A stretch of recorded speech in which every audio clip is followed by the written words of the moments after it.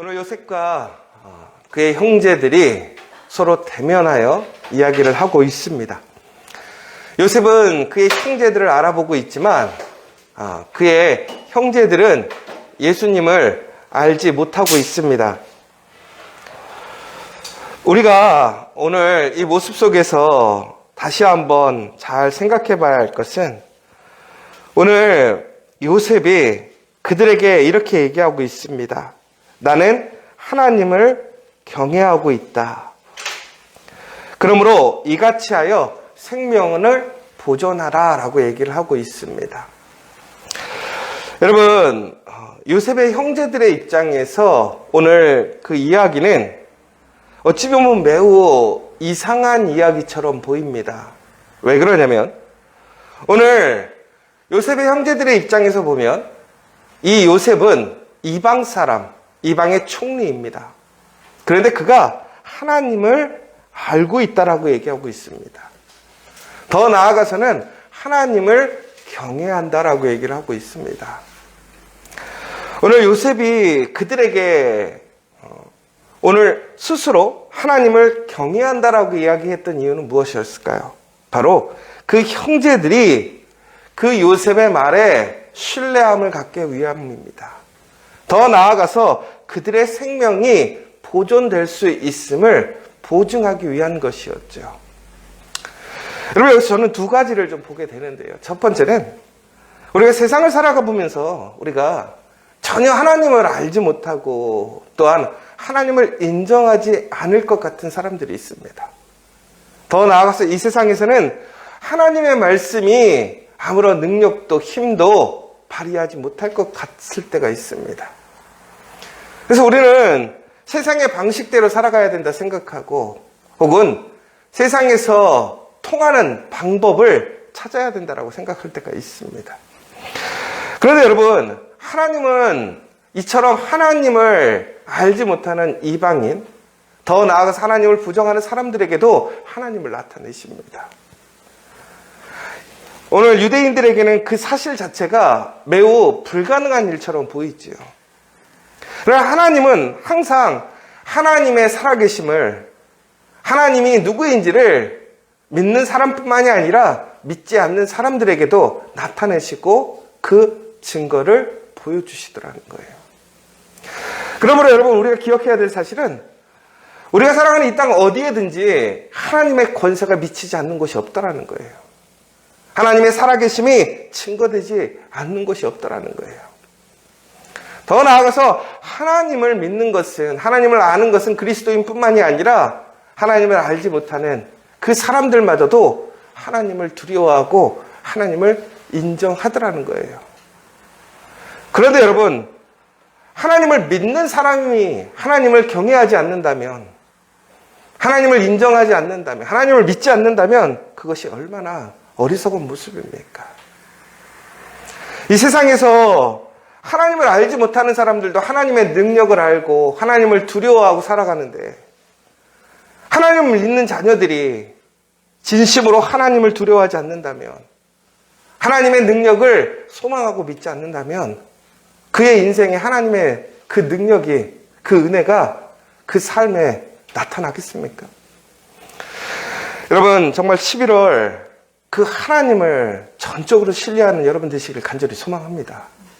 여러분들이 하나님을 믿고 의지할 때에 이 땅 가운데, 우리의 삶 가운데 하나님께서는 분명하게 하나님의 살아계심을 증거하실 것이고, 하나님의 선하신 계획을 통해서 우리에게 가장 아름답고 놀라운 일들을 이루실 줄 믿으시기 바랍니다. 또 한 가지는 바로 하나님의 이 사람들의 고백뿐만이 아니라 하나님을 알지 못하는 사람들의 고백을 통해서 우리가 알 수 있는 것은 무엇이냐? 바로 하나님을 경외하는 자가 어떤 자인가라는 거예요. 그러니까 하나님을 경외한다라는 것은 말로서만 하나님을 경외하는 것이 아니에요. 여러분, 우리가 하나님 믿습니다 라고 얘기할 때에 그 증거가 무엇입니까? 우리는 보통은 교회 다닙니다 라고 얘기를 합니다. 여러분, 그러나 교회를 다닌다고 해서 하나님을 믿는 것 아닙니다. 교회를 다니면서도 세상의 방식, 세상의 기준대로 살아가는 사람이 있고요. 하나님을 부정하고 반대하는 사람들도 있습니다. 그렇다면 하나님을 경외하는 사람들은 결코 어떠한 증거를 나타내느냐? 오늘 보시면 바로 이렇게 나와 있습니다. 생명을 보존케 하는 사람이라는 거예요. 여러분, 하나님은요, 오늘 요셉의 이야기를 통해서, 오늘 형제들과의 이야기를 통해서 무엇을 보여주시려고 했을까요? 우리가 오늘 요셉과 형들의 만남을 통한 그들의 얽히고 설킨 그 과거가 해결되는 모습들을 보게 되는데, 단순히 우리가 한 가정에 그러한 문제와 어려움들이 해결되어지는 것을 보여주는 것에서만 그치는 게 아니에요.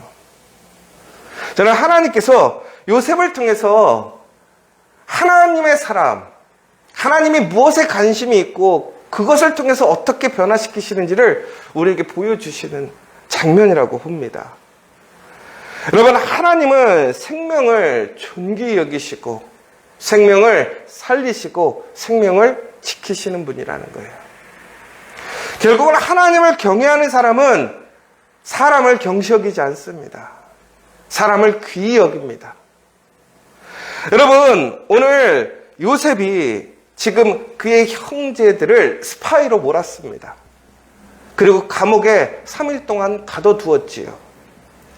어찌 보면 그동안의 억울함, 더 나아가서는 역지사지로 너도 한번 당해봐라. 그 짧은 시간이긴 하지만 오늘 그것이 통하긴 했어요. 왜 그러냐면 그 형들이 이렇게 고백합니다. 요셉을 그들이 이렇게 잘못 대했기 때문에 그들이 그거에 대한 죗값을 받는다라고 생각을 하는 거죠. 그리고 거기서 또한 요셉의 그 처음에 노예로 팔려갔다가 또 감옥에 갇혀 있을 때의 심정을 짧지만 3일 동안 느꼈을 거라는 거예요. 아마 우리가 요즘으로 치자면 군대를 갔다 온 사람들이 얼마나 갔다 왔느냐 막 자랑해요. 나는 3년을 갔다 왔다. 나는 2년을 갔다 왔다. 그런데 3년을 갔다 온 사람이나 2년을 갔다 온 사람이나 6개월을 갔다 온 사람이나 일주일을 갔다 온 사람이나 모두 다 느끼는 그 동일한 것들이 있더라고요. 여러분, 그 요셉의 형들이 요셉의 마음을 느끼는 거예요. 왜? 그 상황에 처하게 되니까. 그러면 요셉이 오늘 너희들 그것들을 경험해서 반성해 라는 것에 포커스가 있는 것은 아니라는 거예요. 여러분, 처음에 요셉이 왜 형들을 스파이로 몰았습니까? 바로 그의 동생을 그와 같이 해를 당하지 않기 위해서. 그러니까 베냐민을 안전하게 자기의 옆으로 데리고 와야 베냐민이 안전할 것이라고 생각을 했었던 것이지요. 그런데 오늘 관점이 좀 바뀝니다.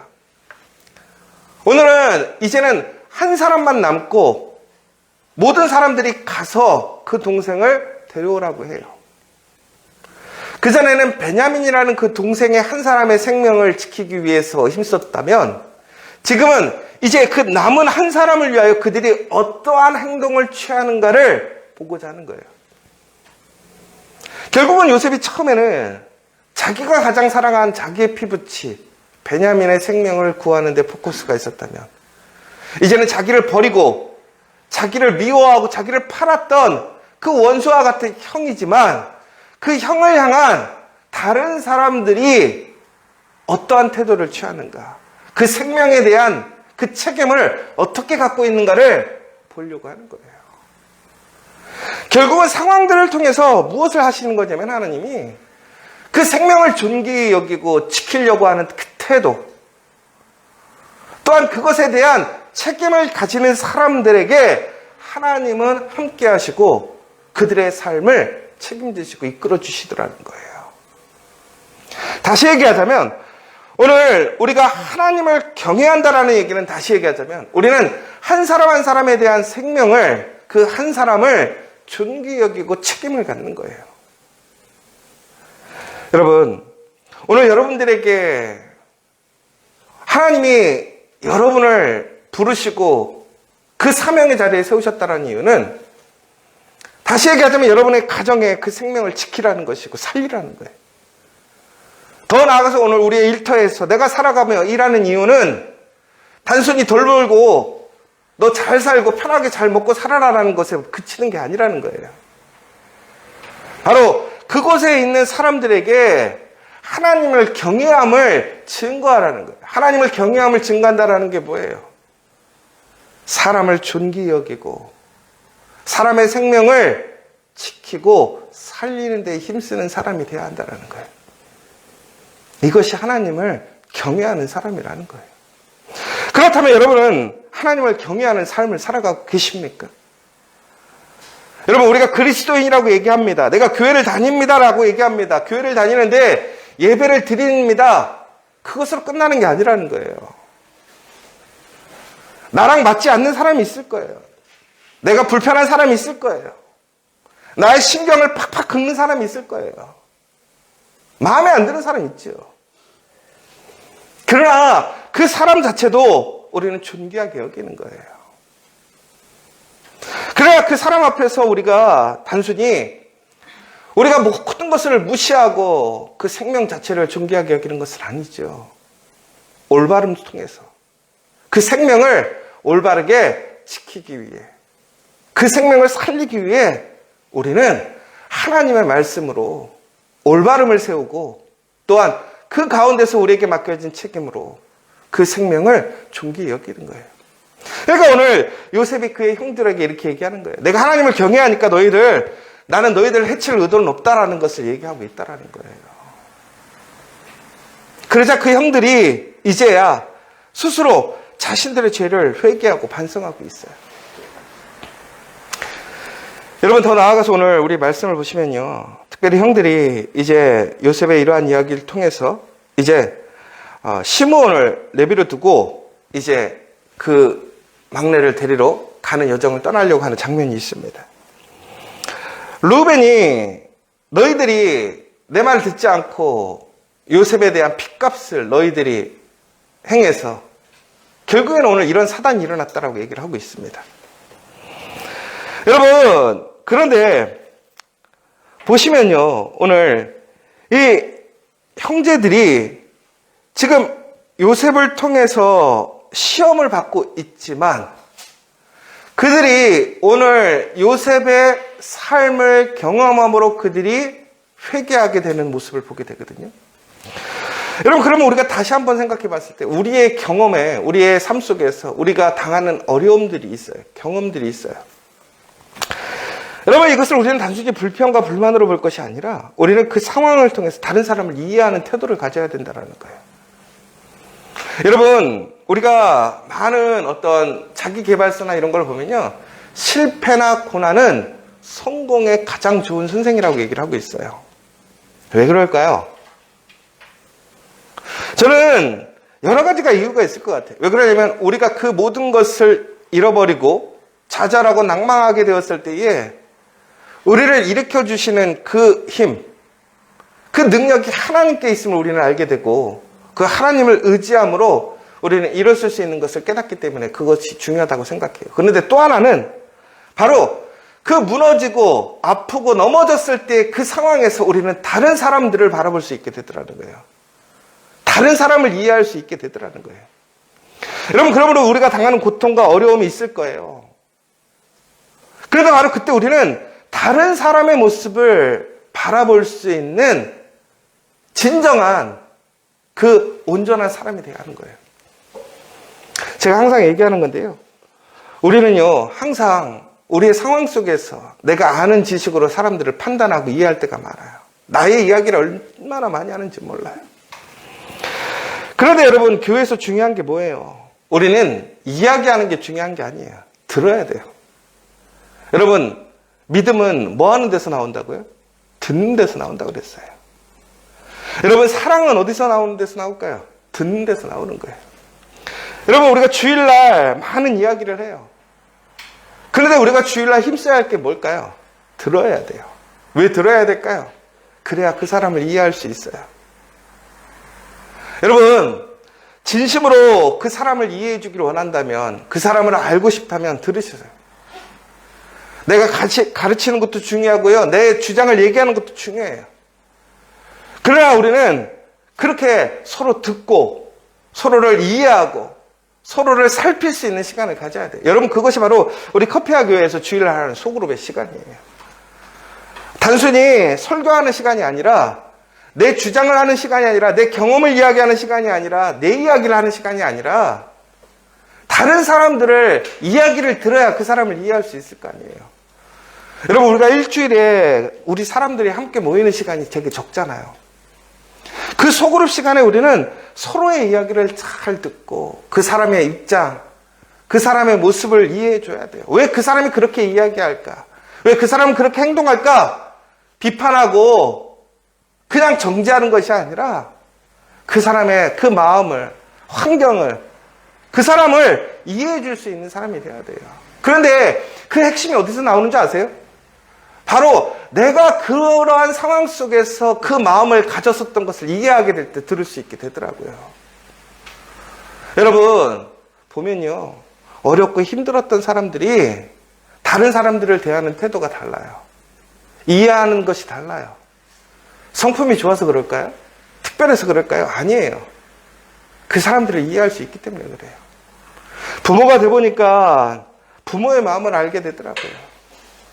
자녀들을 향한 그 마음들을 이해하게 되더라고요. 그래서 막 부모님들이 자녀 때문에 고생하고 아프고 힘들면 참 보면 우리 여자 집사님들 보면 같이 막 울고 웃고 그러잖아요. 왜 그러는 거예요? 공감이 되니까 그러는 거예요. 내 얘기가 아닌데, 내 자식이 아닌데도 불구하고 그 마음을 이해할 수 있는 거예요. 그런데 가끔씩 그러시잖아요. 여자분들이 남자들은 모른다고. 왜? 애 안 낳아봤으니까 모른다고. 맞아요. 그러나 우리가 애 안 낳아봐도 그 상황을 이해하고 살피면 깨달을 수 있고 조심할 수 있는 거예요. 결국엔 여러분, 오늘 요셉의 형들이 요셉의 상황이 되니까 그제서야 마음이 열리고 요셉을 생각하고 회개하기 시작하는 거예요. 여러분, 우리 커피와 교회는 바로 이처럼 하나님을 경외하는 사람으로 생명을 살리고 생명을 존중하고 생명을 지키는 것에서만 멈추는 것이 아니라 다른 사람을 더 깊이 이해하기 위해 그 사람의 입장에서 그 사람의 이야기를 듣고, 그래서 서로가 서로에게 신뢰되지 않고 오히려 그곳에서 서로가 서로에게 힘이 되고 격려가 될 수 있는 우리 진실한 살리는 공동체, 생명의 공동체가 되기를 원합니다. 오늘 전국엔 그것을 통해서 어떻게 되었습니까? 그들은 이제 스스로를 이해하고 회개하며 다시 하나 될 수 있는 그 시작의 길로 가는 거예요. 그 흩어졌던 마음, 분열됐던 마음, 망가졌던 마음들이 이제 다시 새로워지는 거예요. 요셉의 형제들은 평생 죄책감을 갖고 살았어요. 그런데 오늘 그 죄책감의 무거운 올무에서 벗어나는 거예요. 무엇을 통해서? 자신들의 그 잘못됨을 인정하고 다른 사람을 이해함을 통해서 그것이 시작되는 거예요. 여러분, 오늘 이러한 모든 상황을 요셉이 듣고 있습니다. 그 사람들은 그 얘기를 요셉이 못 듣는다고 생각했어요. 근데 요셉은 듣고 있어요. 여러분, 하나님은 다 듣고 계세요. 우리의 모습을 보고 계세요. 우리가 하나님 앞에서 다시 성실하게, 아름답게, 정말 그 생명을 존중하고 귀히 여기고 나의 삶을 되돌아봄으로 다른 사람을 이해하고 그 고통을 내가 깨달으며 회개할 때에 우리는 하나님의 놀라운 회복하심과 하나됨으로 나아갈 수 있는 거예요.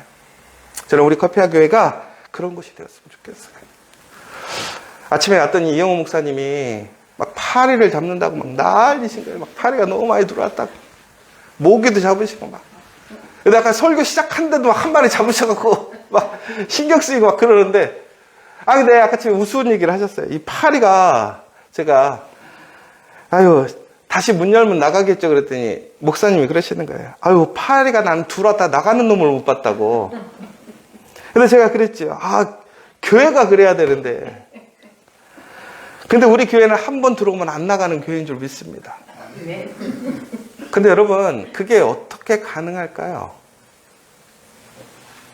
바로 사람을 귀히 여기고 그 사람의 상황들을 이해하고 공감하면서 함께 나눠주는 것이 돼야 함께 살아갈 수 있는 거예요.